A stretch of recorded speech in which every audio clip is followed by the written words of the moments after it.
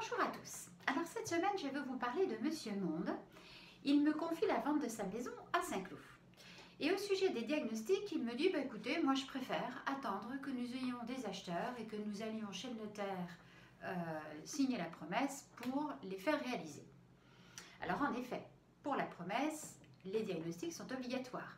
Il y a ceux qui concernent les dépenses énergétiques et l'émission à gaz à effet de serre, l'installation électrique et gaz de la maison, la présence d'amiante et de plomb selon l'année de construction et la présence de termites ou de mérules selon la zone géographique. En revanche, moi, je vous dis très clairement, il est très important de préparer les diagnostics avant la mise en vente. Sinon, c'est la porte ouverte à une renégociation du prix chez le notaire, justement. Les acheteurs, lorsqu'ils sont en signature de promesse, ils ont toujours un moment d'inquiétude. Est-ce qu'on n'a pas acheté trop cher? Est-ce qu'on n'a pas acheté trop loin des écoles? Est-ce que le jardin n'est pas trop petit? Etc.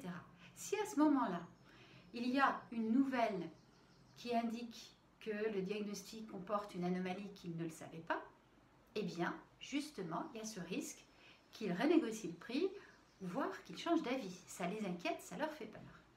Bien au contraire, moi je dis que on prépare le diagnostic avant et quand le diagnostiqueur intervient, nous sommes présents, le propriétaire et moi-même si c'est possible, pour que nous puissions vraiment comprendre les anomalies présentes et qu'on puisse les supprimer ou les améliorer.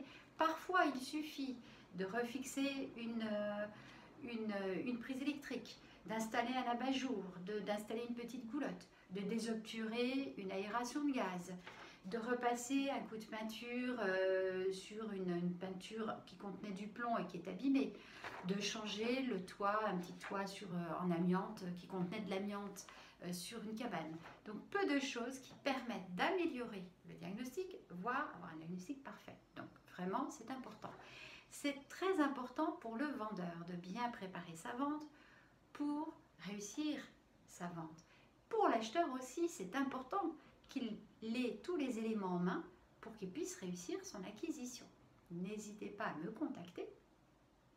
Catherine Léonard, propriété privée, toujours de bonnes idées. Partagez, partagez, partagez cette vidéo autant que vous voulez. À bientôt. Merci.